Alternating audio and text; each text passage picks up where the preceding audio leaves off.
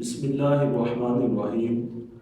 جو میلاد منانا ہوتا ہے اس کا یہ مطلب ہے کہ کوئی محفل ایسی کی جائے جس کے اندر درود شریف کی کثرت کی جائے اور نبی کریم صلی اللہ علیہ وسلم کا ذکر مبارک کیا جائے اور نبی علیہ السلام کی ولادت کے وقت جو معجزات ظاہر ہوئے ان کو بیان کیا جائے۔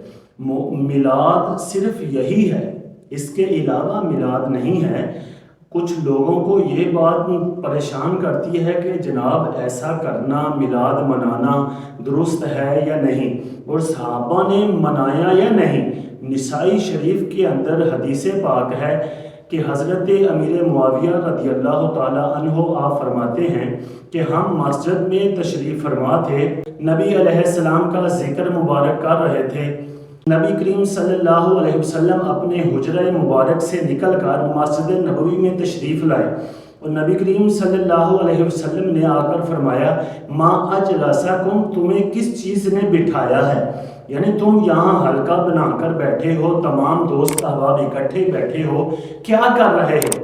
آگے سے صحابہ نے عرض کی ہم اللہ تعالیٰ کا شکر ادا کر رہے ہیں کہ اللہ تعالیٰ نے آپ کو ہمارے پاس بھیجا اور ہمیں ہدایت عطا فرمائی، اور کہ ہم دعائیں کر رہے ہیں۔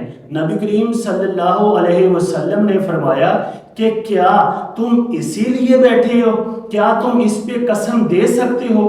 صحابہ نے فرمایا یا رسول اللہ، اللہ کی قسم ہم اسی لیے بیٹھے ہیں کہ ہم آپ کا ذکر کر رہے تھے اور ہم آپ کی صورت میں جو ہمیں نعمت ملی ہے اس کا شکر ادا کر رہے ہیں۔ تو نبی علیہ السلام نے فرمایا کہ میں نے آپ سے قسم اس لیے نہیں لی کہ مجھے آپ پر تم پر شک تھا، بلکہ معاملہ بڑا عجیب ہے کہ میں اپنے حجرہ مبارک میں بیٹھا ہوا تھا تو جبرائیل علیہ السلام تشریف لائے اور انہوں نے کہا کہ اللہ تعالیٰ صحابہ اکرام جو مسجد میں تشریف فرما ہے اس وقت، ان پر اللہ تعالیٰ فرشتوں کے سامنے ان صحابہ پر فخر کر رہا ہے۔ جب صحابہ اکرام بیٹھ کر نبی علیہ السلام کا ذکر مبارک کر رہے تھے تو اللہ فرشتوں پر فخر فرما رہا تھا، تو آج ہمیں بھی چاہیے کہ نبی علیہ السلام کا ذکر کریں، درود شریف کی کثرت کریں، تاکہ ہمیں بھی اجر اللہ تعالیٰ عطا فرمائے۔ اللہ تعالیٰ ہمیں عمل کی توفیق عطا فرمائے۔